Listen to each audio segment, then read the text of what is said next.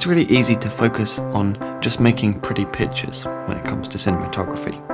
So let's step back a bit.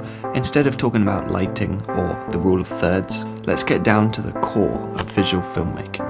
Cinema is a matter of what's in the frame and what's out. Now, although it's not cinema, Breaking Bad constantly makes use of that by showing the audience just enough to convince us of one thing,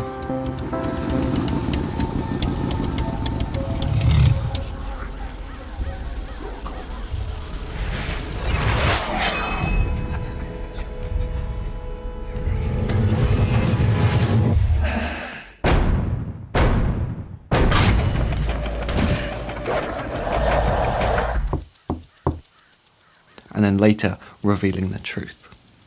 It keeps us guessing. That's what Vince Gilligan, the show's creator, says, that while it's great to make things clear and understandable, it's the stories full of mystery that really hold our attention. Now, of course, this comes from the writing as much as it does the visuals, so let's look for some simpler, shorter examples of visual storytelling. Let's say we start with a location, and then add some people. It looks kind of busy. Now this guy has some kind of animal. So, looking at this single frame without any dialogue, it's telling us quite a lot, but we don't have a story yet. But if we show one thing, then suddenly we have an idea of what might happen next. The dialogue confirms it. Don't be alarmed, folks, he's completely harmless unless something startles him.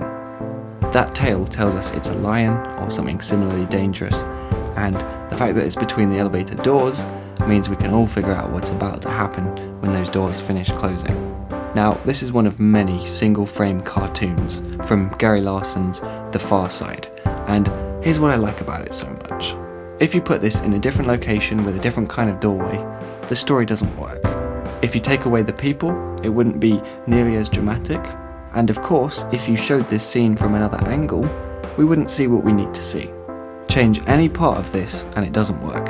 Everything there is part of the story with no leftovers.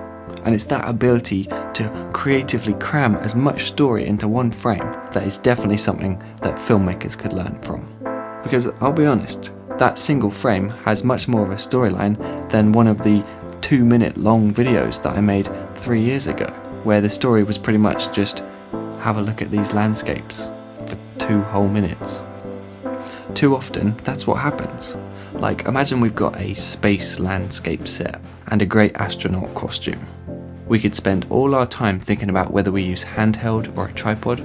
Do we backlight the astronaut or get them from the front? Which best represents the emotion of the scene? But what good is it if we're just filming an astronaut walking around? Aren't we supposed to be telling a story? Where's the conflict? What's going to make us care about what happens next? So let's start again. We've got our set and an astronaut. They're looking at a piece of paper. Still haven't got a story. Now, if we add the US flag, then now at least we know for sure that this is an astronaut who's recently shown up and discovered this place. That's our backstory. Now the text introduces the rest of the story.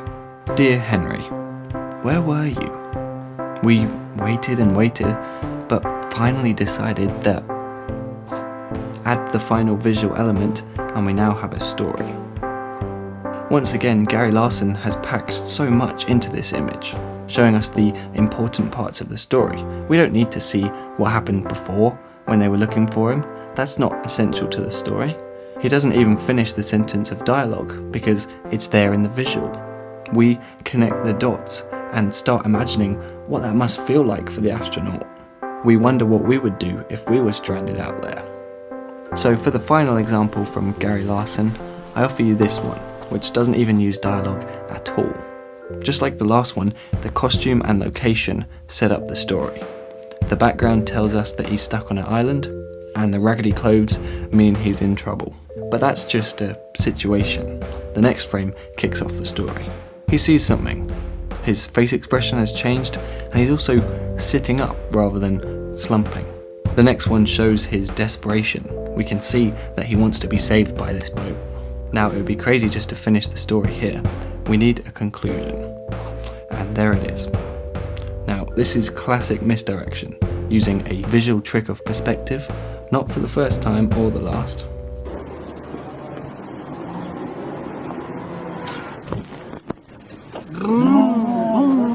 But the point is that it's a punchline. If the boat had just continued past, leaving him behind, it would be the same outcome of staying on the island, but just way more boring. Or even worse, if the story had ended with a boat actually saving him. That would have been even more uninteresting. Instead, we are surprised. It's a shorter, simpler version of the misdirection and plot twists that we enjoy in movies and TV. So what I've learned from these comics is to really make the most of what the audience can see and what the characters can't see. To really look for the story and focus on that, not worrying too much about the details of what happens before or after. And finally, to surprise the audience, keeping them on their toes, because predictability is no fun.